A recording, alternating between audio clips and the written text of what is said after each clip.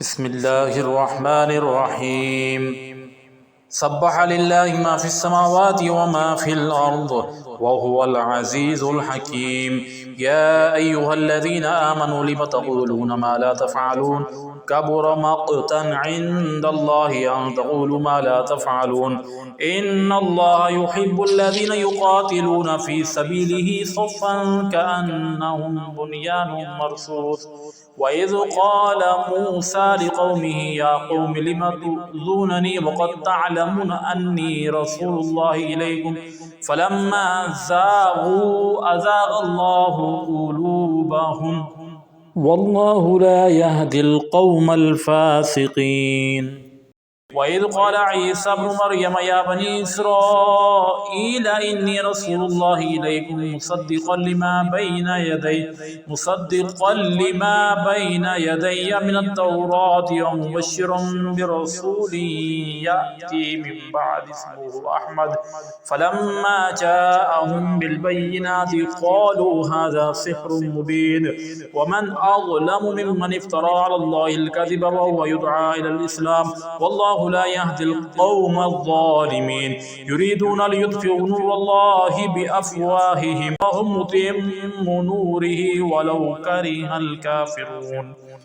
هو الذي أرسل رسوله بالهدى ودين الحق ليظهره على الدين كله ولو كره المشركون. يا أيها الذين آمنوا هل أدلكم على تجارة تنجيكم من عذاب أليم تؤمنون بالله ورسوله وتجاهدون في سبيل الله بأموالكم وأنفسكم ذلكم خير لكم إن كنتم تعلمون. يغفر لكم ذنوبكم ويدخلكم جنات تجري من تحتها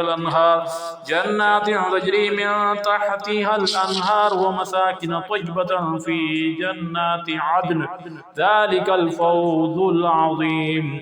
وأخرى تحبونها نصر من الله وفتح قريب وبشر المؤمنين.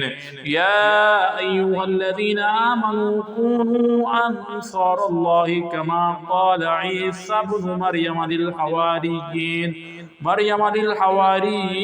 من أنصاري إلى الله قال الحواريون نحن أنصار الله